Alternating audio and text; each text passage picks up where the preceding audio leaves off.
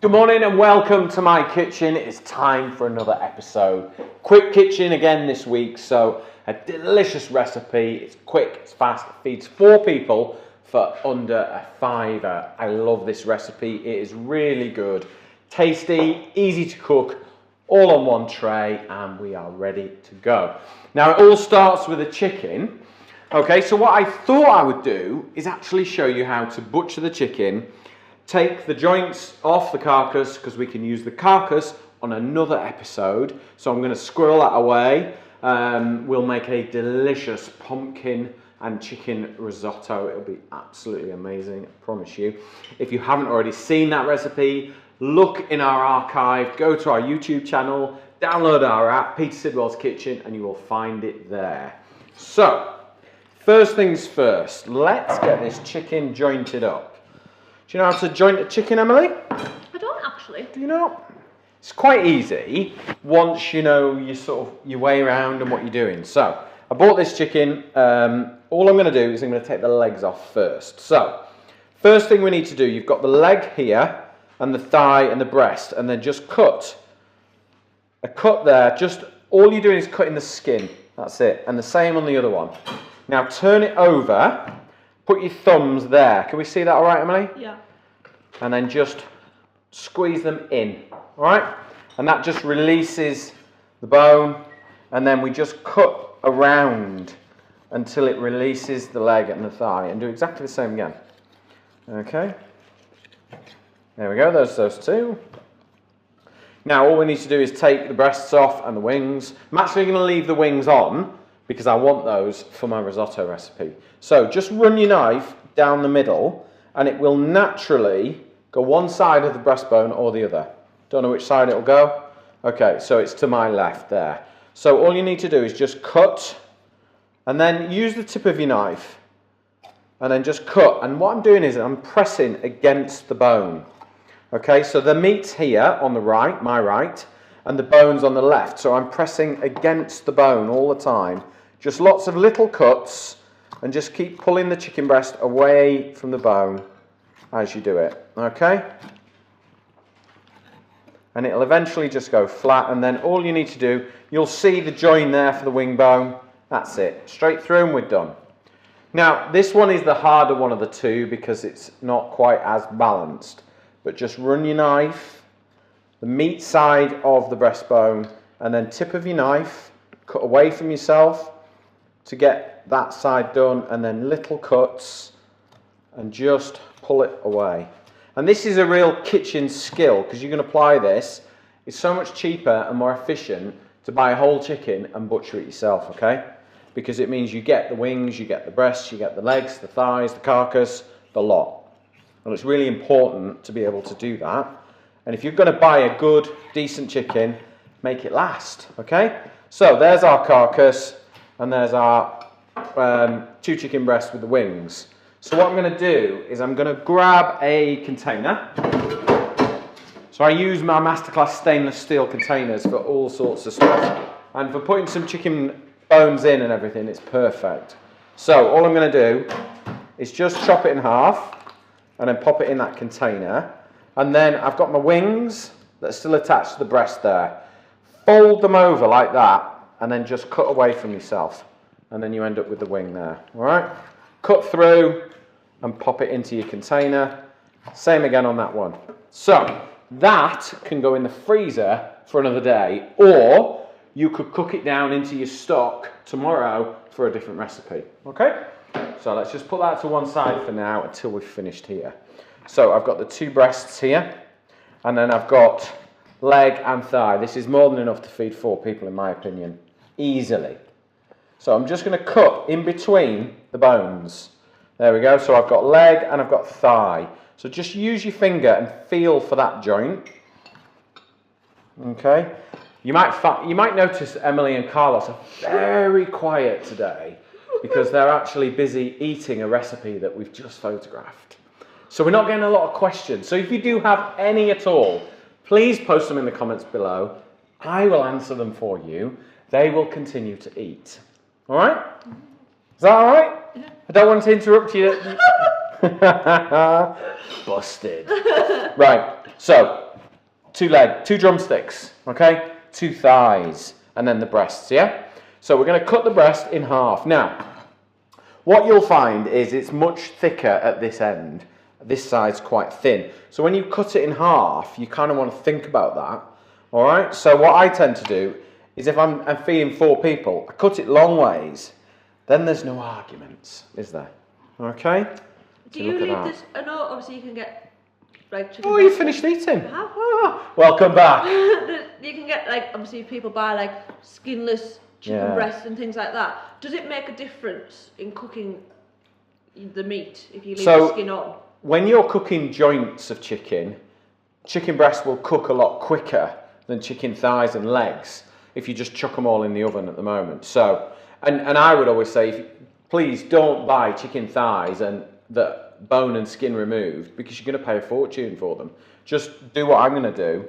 So you've taken them off the bone. Now, if I was to put all this on a tray in the oven now, the chicken breast would cook far quicker than these. Now, the way to avoid that is to cut into the chicken down to the bone, all right? I'm actually going to take the skin off because I want to get maximum flavour in. It's a bit healthier if you do it that way. So we can just take the skin off really quick. It's dead easy to do. We can actually put it in our pan for our chicken stock and we can add that in. You have to be careful because you will obviously get some fat come to the surface when you make your stock, but that's okay, we can deal with that. So just peel the skin away, take it off, that's it. How's the pie? It's good.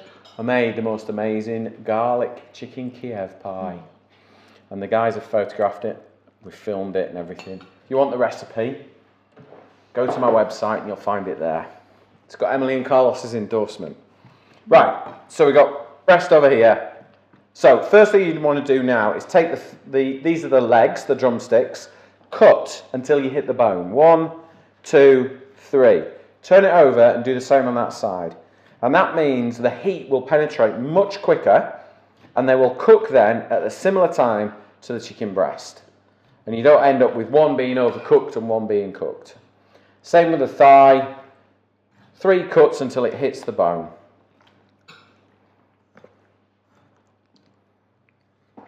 Okay, right.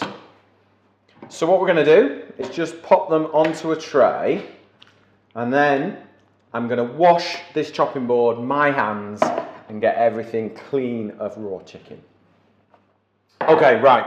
Chicken is all prepped up, okay? What we're going to do now is season it up with salt, pepper, and the most delicious blend of curry spices. Now, if you want my recipe, go to masterclass.co, scan the QR code. It will take you to all the recipes there, and I have the most delicious spice blend that I use for so many different dishes. Get it there, make it up, and you can do this. But if you haven't got the spices, take some garam masala or some tikka spice, something like that, and just season it up. Okay? A couple of teaspoons there. I'm going to add some olive oil. How long does that tikka powder last? It lasts quite a while, but I mean, you have to be careful your spices aren't really old, because you know what it's like sometimes.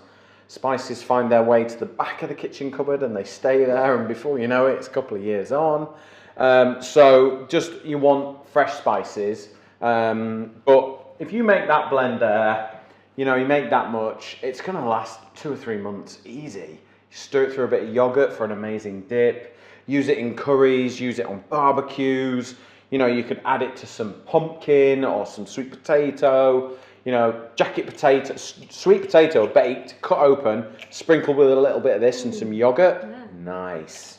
Right, so we'll season up with a little bit of salt and some pepper, and then I'm just going to get this massaged up, get all the spices going all over the chicken, all right? Get everything working. The more you get those flavours right into those cuts, the more full of flavour the chicken will be. Okay, right. Just wash my hands.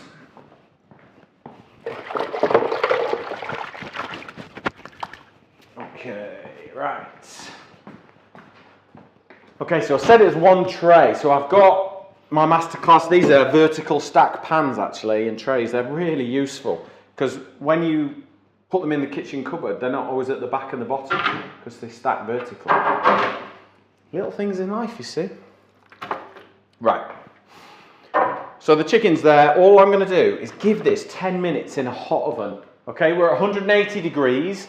I've got the top element on my oven. Okay, so it's going to get all the heat from the top and the fan as well. So we're going to give it a 10-minute head start. While that's going on, let's get on with our flavours. Now, as I said before, if you have any questions, please post them in the comments below. I will answer them as best I can. That's the whole point of this show. It means that you can actually ask questions and get an answer from me, okay? So if you don't get an answer, give me a nudge on Facebook and I'll make sure I do. I'm pretty good with them. I do answer most of them, don't I? So, red onions. We're going to go with those. Can you use white? You can. I would cut them smaller. You've got to be careful with white onions. They're quite strong. So I've gone for red this time. There isn't a lot of difference in cost, but it looks nicer and it's milder. I just prefer using red on this dish. And then we're going to go with sweet potatoes as well. Work really well. They actually cook a little bit quicker than normal potatoes, but if you've only got normal, that's absolutely fine. It'll work just the same.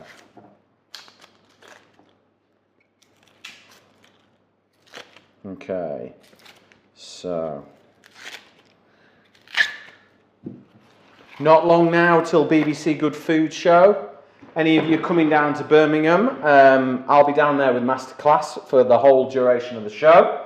We'll be cooking up loads of stuff, so if you are planning on coming down to BBC Good Food Show, pop over and say hello. We might be cooking up a few little bits.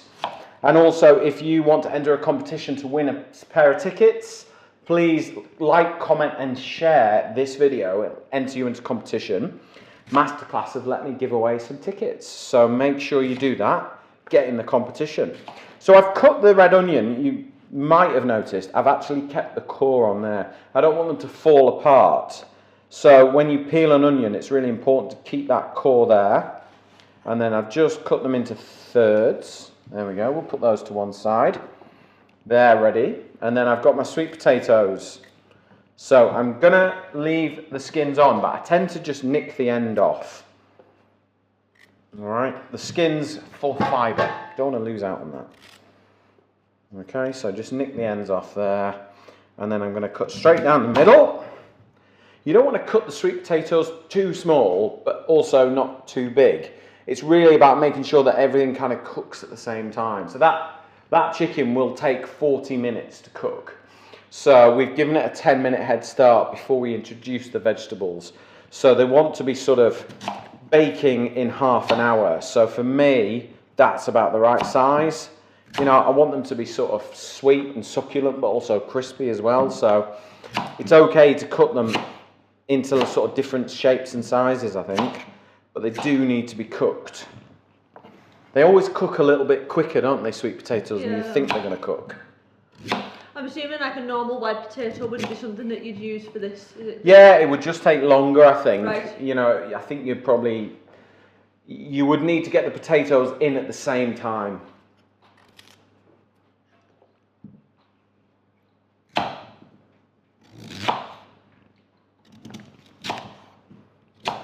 Right, potatoes, red onions, let's get those into there. Is there any other veg that you could use if you're like maybe if you've got some veg left over in the you fridge? could use, I mean, you could chuck pepper. I don't think there isn't anything you couldn't use. You could use aubergines, courgettes, peppers, chuck some tomato. You know, if you found some sort of almost wrinkly tomatoes in the fridge and you think, what am I going to do with them? Chuck them in. They're not going to do it any harm. You could chuck butternut squash in there, pumpkin, normal potatoes, carrots, parsnips.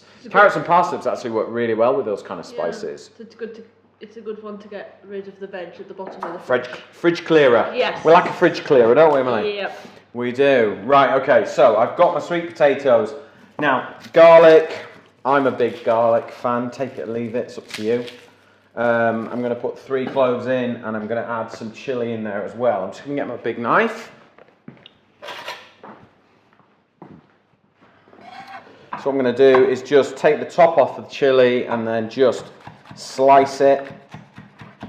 And I've done it like this because if you want to avoid the pieces of chilli, you can, because I've left them fairly big. But if you chop them up really fine, it means everything's going to get coated on there. And then with the garlic, I'm just crushing it. And they're just really to sort of perfume the dish and give it that lovely sense of flavour rather than full on heat. And then I've got 2 limes. Cut the lime in half. We're actually going to squeeze the juice out into there, and it'll give us some beautiful acidity. Right, let's have a look at the chicken. This kind of dish I think you'd make, Emily? I think it is, yeah. Yeah. Good. It's good for like a midweek meal. It's just not going to take too long. It's all in one tray. One tray. You know, 1 pan, 1 tray. That's what you want. Right, so the chicken's had a bit of a head start, which is good. So let's pour the sweet potatoes and the onions in. Give them a little shake so they all get down to the same level. Bring it onto the chopping board for me a bit. Yeah. Perfect. I'm going to slot the limes in there, put the garlic in, and get my chilli, and then just sprinkle that on. Now we want a little bit of oil on the vegetables. Okay.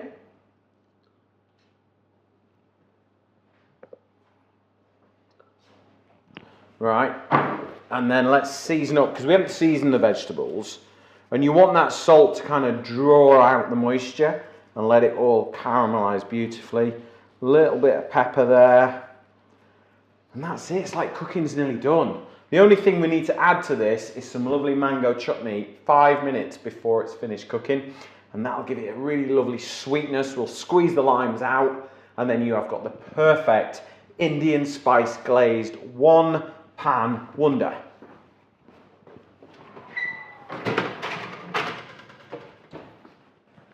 Right, my chicken has been in the oven now. What did we say, Emily? 40 minutes in total? Yeah. So yeah, the chicken had 10 minutes first. Then we got all the veggies in that had half an hour. So the theory is everything should be lovely and cooked. Look at that. We've got all those lovely juices there. The chicken is cooked and my potatoes are tender and lovely. There's one last process to add. A mango chutney. Nice bit of sweetness. Like it's kind of just going to wrap itself around everything and make it sweet and fruity and tangy, because we're going to add the juice of the limes that have cooked in there all over it. So what I like to do is just put a bit of that mango chutney on the chicken pieces. You can put as much or as little as you like on them, really. I end up putting a whole jar on. I know. Well, it works. It works really, really well. Get a little bit on those onions. Just, you know, everyday kind of supermarket mango chutney. That's all it needs. Okay, and then we're going to take our limes and we're going to squeeze all that over there. So there's one. All the pulp, everything, because it's the balance of lime versus mango chutney. Okay, in that goes. Last one. I actually don't think this needs to go back under the grill. I think it's going to be just fine as it is. So all I'm going to do is just stir that together. Just turn things over gently. You don't want things to break. There we go. And then what I'm going to do is I'm going to take some fresh mint. So it's going to be really nice and vibrant and fresh. Just sort of balances everything out now. And we're going to sprinkle that on the top. And you have got the most delicious mango chutney spiced tray bake with sweet potato, red onions, all glazed up in mango. It's going to taste absolutely amazing. Now, if you want the recipe, scan the QR code along the bottom. It will take you to masterclass.co. You can get the recipe there along with all the information about Masterclass, who I work with. They are my sponsors who help me make this program every week. And all the equipment I use in my kitchen is with Masterclass, so we know it is spot on, and the equipment does the job that it says it's going to do, and that is when cooking is easy. Thank you very much for joining me, and I will see you on the next episode.